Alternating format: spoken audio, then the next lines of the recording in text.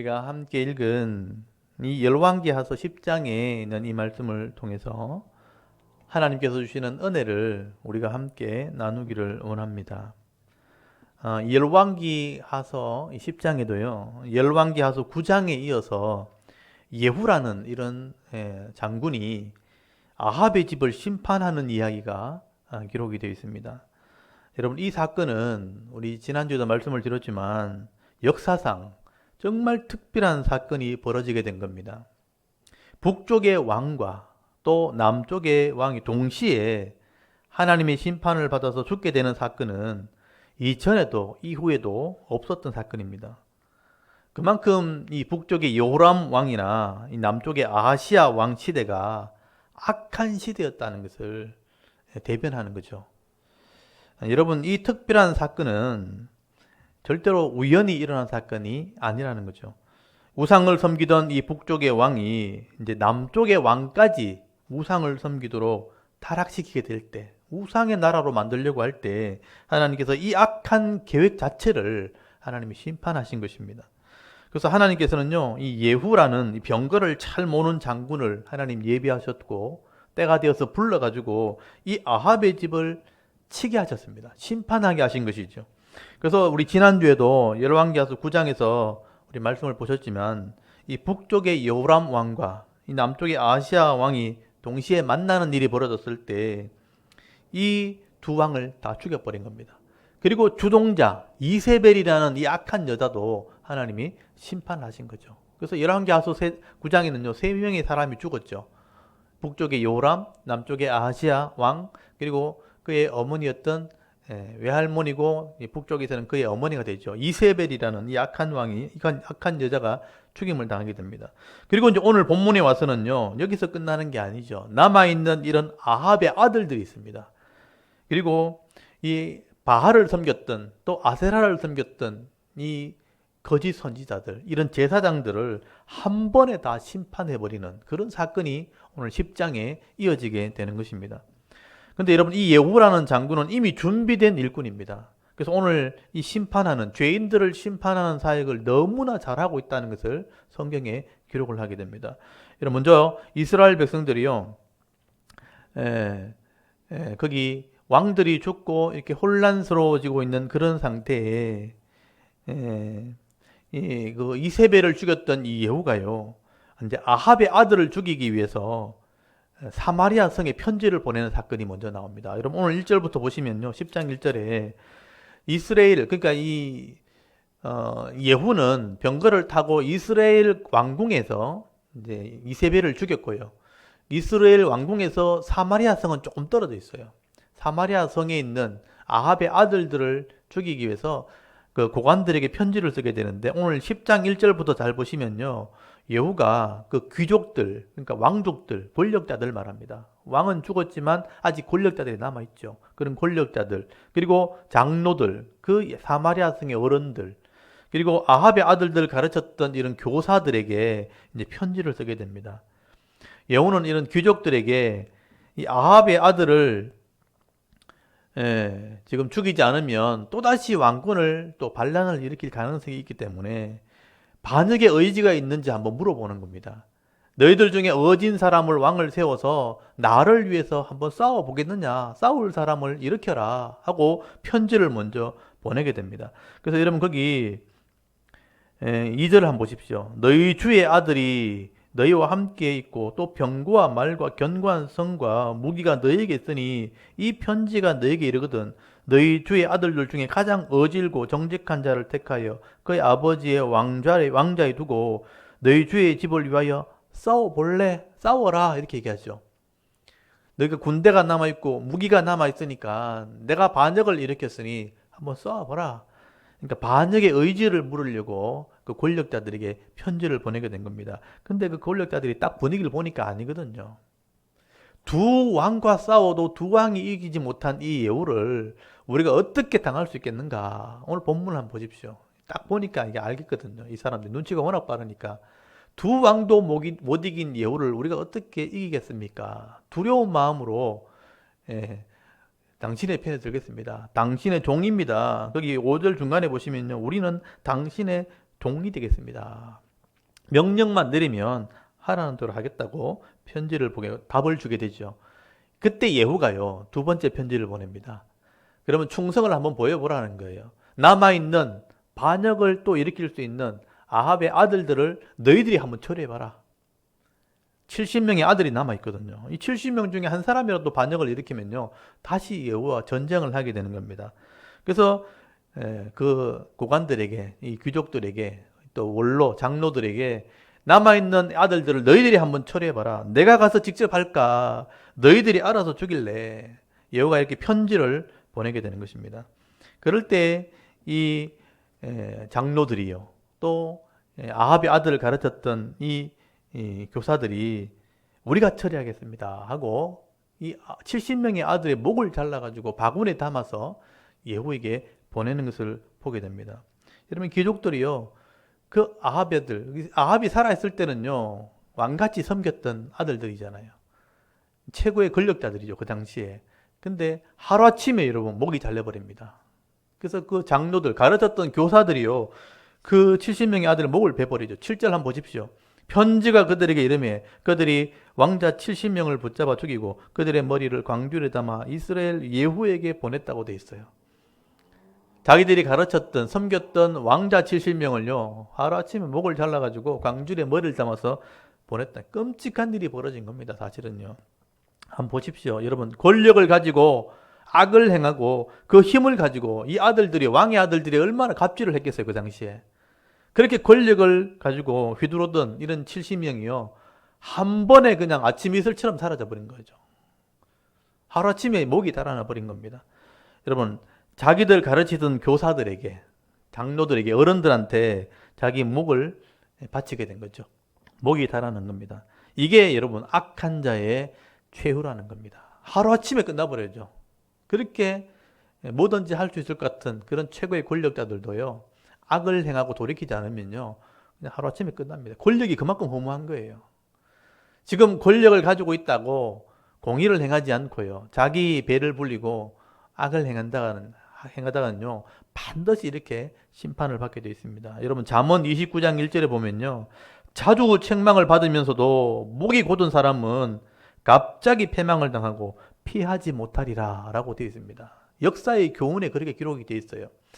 자주 책망을 당하는데도 회개하지 않고 목이 곧게 고집을 부리고 악을 행하는 그런 사람들은 갑자기 패망을 당하게 될 것이고 피할 수 없게 될 것이다. 그리고 예후가요, 이 모든 일이 그냥 이루어진 것이 아니라 하나님의 뜻을 따라서 하나님의 뜻 가운데 이루어졌다는 것을 선포를 하게 됩니다. 그리고 역사에 이것을 기록을 하게 돼요. 오늘 10절 한번 보십시오. 10절에 보시면 이게 역사의 기록입니다. 그런즉 이제 너희는 알라 그랬잖아요. 그 당시 사람이나 오늘 말씀을 읽는 사람이나 이걸 알아야 된다. 곧 여호와께서 아합의 집에 대하여 하신 말씀은 하나도 땅에 떨어지지 아니하리라. 여호와께서 그 종 엘리야를 통하여 하신 말씀을 이제 이루셨도다 하니라 하고 기록을 해놓은 건데 보게 되죠. 지금 아합의 집에 심판이 임한 것, 아합의 아들들이 이렇게 죽게 된 것은 우연히 일어난 일이 아니라는 거예요. 여러분, 하나님께서 엘리야 선지자를 통해서 이미 말씀하셨고 또 엘리사를 보내가지고 계속 경고했단 말이에요. 돌아오라고, 회개하라고, 돌이키라고, 은혜를 준비해놨다고 그렇게 말했는데도 끝까지 돌아오지 않고 돌이키지 않을 때 하나님께서 예후를 통해서 이렇게 심판하신 것이다. 하나님이 심판하신 것이다. 말씀대로 한 것이라고 분명히 말씀을 하게 되죠. 그리고 예후는요, 혹시나 또 남아있는 사람들이, 이렇게 아들들은 죽었지만 권력자들이 남아있잖아요. 그 권력자들 중에 혹시나 반역을 일으키고 복수할 사람이 있는가 싶어서 주위 있는 사람을 또 싹 다 죽여버립니다. 여러분, 반역이 그만큼 무서운 거예요. 11절에 한번 보십시오. 예후가 아합의 집에 속한 이스라엘에 남아있는 자를 다 죽이고 또 그의 귀족들과 신뢰받는 자들과 제사장들을 죽이되 그에게 속한 자를 하나도 생존자를 남기지 아니하였더라. 싸그리 다 죽인 거예요.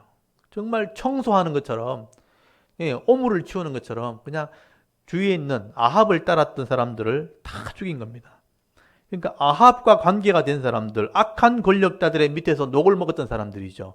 악을 행하는 것을 절개했던 이런 사람들, 권력 편에 있었던 사람들은요, 한 번에 그냥 다 죽임을 당하고 하나도 남기지 않았다라고 말씀을 하게 됩니다. 그리고 여기서 멈추지 않습니다. 13절, 14절 말씀해 보시면요. 남쪽에 유다 왕이 병문안하러 왔다가 죽었잖아요. 아하시아 왕이죠. 근데 아하시아 왕의 형제들이 이 아하시아가 이렇게 내려오지 않으니까 지금 북쪽에 병문안 갔다가 안 오니까 그 형제들이 이 아하시아를 찾으러 왔거든요. 근데 그 형제들까지 다 죽여버립니다.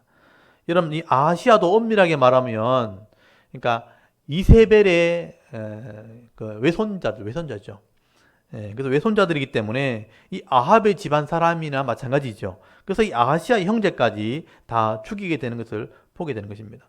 그래서 이 아합의 딸이 아달랴고요. 또 아달랴의 아들이 아하시아잖아요.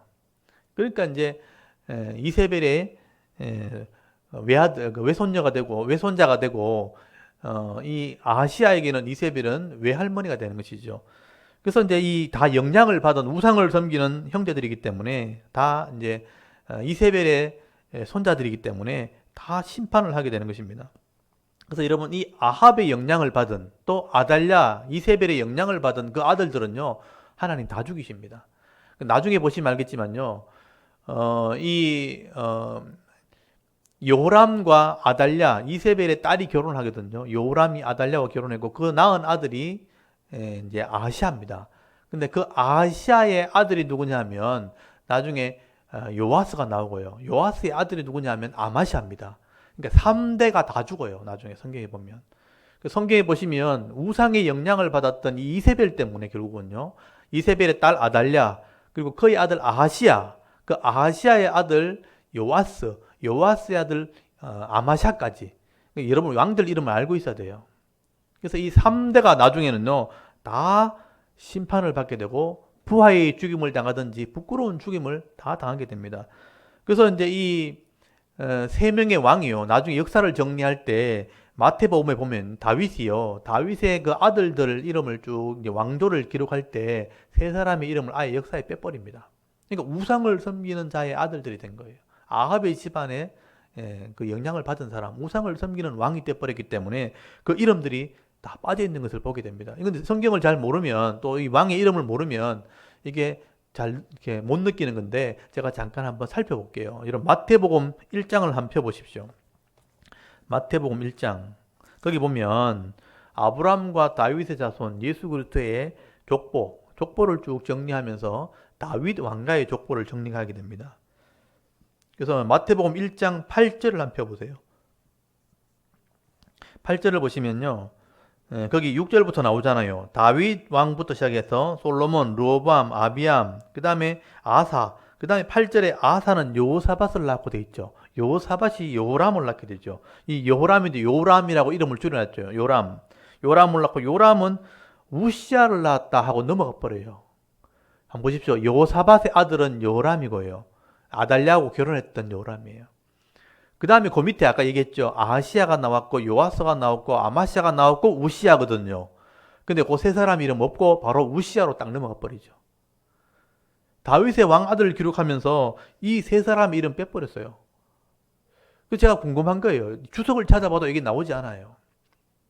그래서 14대를 맞추기 위해서 사람을 빼야 되는데 하나님이 이 족보를 정리하면서 마태를 통해서 누구를 빼야 될까? 우상을 섬겼던 왕들을 빼버린 거예요. 그래서 이제 여호람의 아들 제가 계속 얘기합니다. 아하시아의 아들 요아스의 아들 아마사 이 세 사람 다 우상을 섬긴 그러니까 아달랴의 아들들 이세벨의 외손자 다 우상을 섬겨서 영향을 받은 사람이에요. 그러니까 이 사람의 세 사람 이름 자체를 역사에서 빼버렸어요. 그리고 요람 다음에는 우시아라 하고 넘어가 버려요. 우시아가 개혁을 했던 왕이거든요. 그래서 이제 이 역사의 이름을 빠진 걸 보면 그만큼 하나님께서 이 사건을 중요하게 여기셨다는 것을 우리가 알 수 있게 되어지는 것입니다. 그래서 여러분 남쪽의 왕들이지만 결국은 아합의 영향을 받았고요. 우상을 섬기고 악을 행했기 때문에 하나님께서는 이렇게 족보에서 이름을 빼버릴 정도로 우리 좀 말 안 듣는 아들 보면 이름 빼뿐다 그러잖아요. 족보에서 파간다 그러잖아요.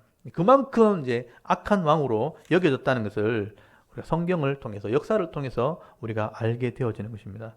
하나님께서는 이렇게 아합의 집의 역사를 완전히 멸해버린 거죠. 아합의 집안 자체를 완전히 멸해버렸다. 여기서 멈추지 않습니다. 여러분 오늘 본문으로 다 돌아가시면 열왕기하서 10장 거기 돌아와서 18절 이하에 보시면요. 이제는 이세벨 밑에서 바알을 섬겼던 우상을 섬겼던 거짓 선지자들, 바알과 아세라를 섬겼던 이런 거짓 선지자들, 거기서 헛된 제사를 드렸던 제사장들, 이 제사장들 다 죽여버립니다.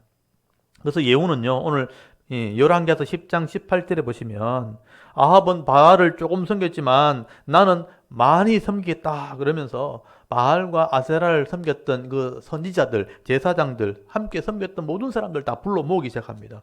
그리고 20절에 보시면요, 바알을 위해서 내가 대회를 열겠다. 우리 식으로 말하면 부흥회를 연 거예요. 바알의 부흥회를 연 겁니다.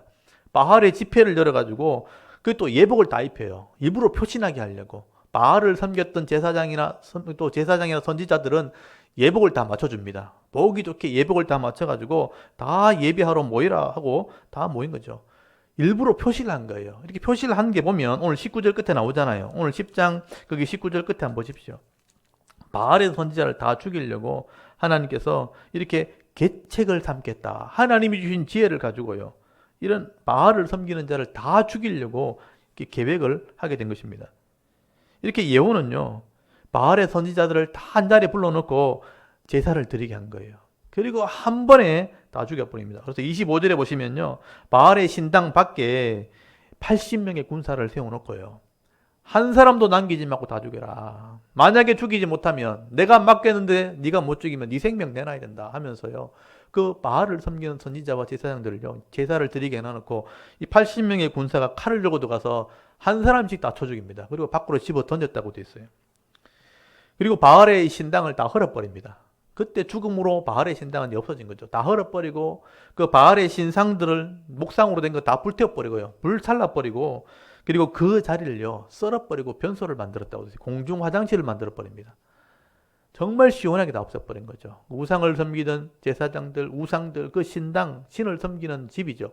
바알의 그 집이라고 되어 있거든요. 바알의 집을 다 없애버립니다. 여러분 26절 한번 보십시오. 10장 26절에 보시면요, 바알의 신당에 있는 성으로 가서 바알의 신당에서 목상을 가져다가 불사르고 바알의 목상을 헐며 바알의 신당을 헐어서 변소를 만들었더니 오늘까지 이러니라 라고 말씀을 합니다.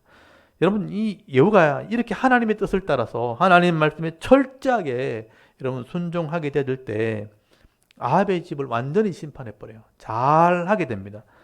그래서 여러분 하나님께서 이 예후가 하시는 걸 보면서요, 마음에 기뻐하셨다고 됐어요. 악한 자를 너무나 이렇게 잘 처리했다. 그래서 이 예후에게 상을 주시는데요. 여러분 30절 한번 보십시오. 하나님께서 예후에게 하시는 말씀이죠. 여호와께서 예후에게 이르시되 네가 나보기에 정직한 일을 행하되 잘 행하여 내 마음에 있는 대로 아합의 집에 다 행하였은즉 네 자손이 이스라엘 왕위를 이어 4대를 지내리라 하시니라 라고 말씀을 하게 됩니다. 여러분 하나님께서 예후에게 일을 맡겨놓고요, 이렇게 하시는 걸 보시면서 너무 마음이 흡족해 하시는 거예요. 3번이나 칭찬합니다. 본문을 잘 보시면요, 네가 내가 보기에 정직하다는 것은 옳은 일을 했다 이런 뜻이에요. 그리고 잘 행했다. 토부라는 말은 좋은 일을 했다. 그리고 내 마음에 있는 대로 아합의 집에 다 했다. 내가 원하는 것 다 했다. 모든 것을 처리했다 이런 뜻이에요. 다 했다. 여러분 예후라는 사람은 그만큼 참 대단한 사람이죠. 어떻게 보면 준비된 일꾼입니다. 시대를 보는 눈이 있는 사람이에요. 그러니까 권력을 가지고 뭘 할지를 아는 사람입니다. 하나님이 무엇을 원하시는지를 아는 사람이에요. 하나님 마음을 잘 이해하고 하나님 뜻을 잘 순종했던 사람, 하나님 마음을 기쁘게 했던 사람, 이게 예후의 모습이었다는 것이죠. 여러분 예후라는 사람이 완벽한 사람 아닙니다. 이 사람도 나중에 흠이 있고요, 불순종한 모습이 있었지만 하나님 뜻을 분명히 아는 그런 믿음 있는 사람이었다라고 말씀을 하게 됩니다. 그래서 이 사역은 하나님 마음을 기쁘게 하는 사역이었습니다.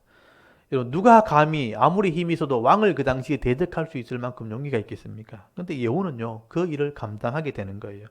그래서 아합의 모든 집안을 다 심판을 하고 주동자였던 이세벨도 죽였고 그 아들들 70명도 다 죽였고요. 바알을 섬기는 제사장, 선지자까지 다 없애버리고 우상까지 싹 다 처리해버린 것이죠.